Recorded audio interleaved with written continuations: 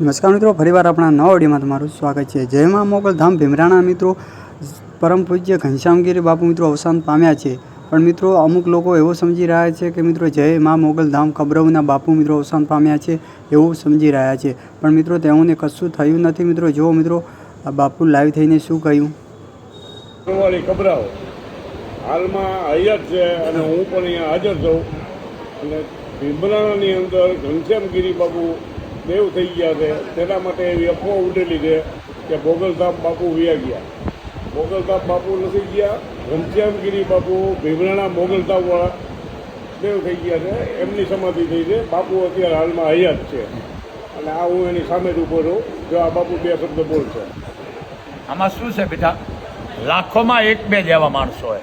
હવે અહીંયા આપણે રૂપિયો ન મૂકવા દેતા, ઘણા ખટકે એટલે કોમેન્ટ કરીને મૂકે, કારણ કે આજ કોઈ પણ વસ્તુ ખરાબ વસ્તુ બહુ બહાર પડે સારી, કારણ કે અહીંયા બસું બાંધી માણા આવ્યા છે સારું। એ તો બહુ એ જે ગુજરી ગયા એ ઘનશ્યામગીરી બાપુ અને આ ચારણ ઋષિ બાપુ આ બેઠો અહીંયા જો, એ માની કૃપા છે, વડવાળી પરિવારનો મસ્તો બાપ મા મણિધર મોગલનો।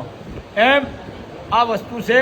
આ શું કામ કે આમાં પાછું કબરાવ લખે છે, એટલે આપણે રૂપિયા લેતા નથી। ઘણાને ફ્યુઝ ઉઠી જાય એટલે બિચારા લખે કે આપણે આમ ને આમ પૂગશું એમ। આ તો નામ એનો નાશ છે, પણ સમાજની માঝে બધાની જરૂર છે। હારાની જરૂર છે, નીણાની જરૂર છે। જો બધા તમે બેટા હારા આવીશો તો પછી ઓની ક્યાંથી ખબર પડે। એમ હારા નીણાની બધાની જરૂર છે। અમુક તો માણસ કોઈ દી આવું મોકલે નહીં। અને જેટલા સેવકોના કરોડોના ફોન આવ્યો, લાખો નહીં, પણ એટલું જ પૂછ્યું છે કે બાપુને કેમ છે, બસ। અને વાત એ સાચી છે, એ જ પૂછે। પણ અમુક એમ લખી નાખ્યું છે કે બાપુને કાલે હારાનો સમાધિ છે।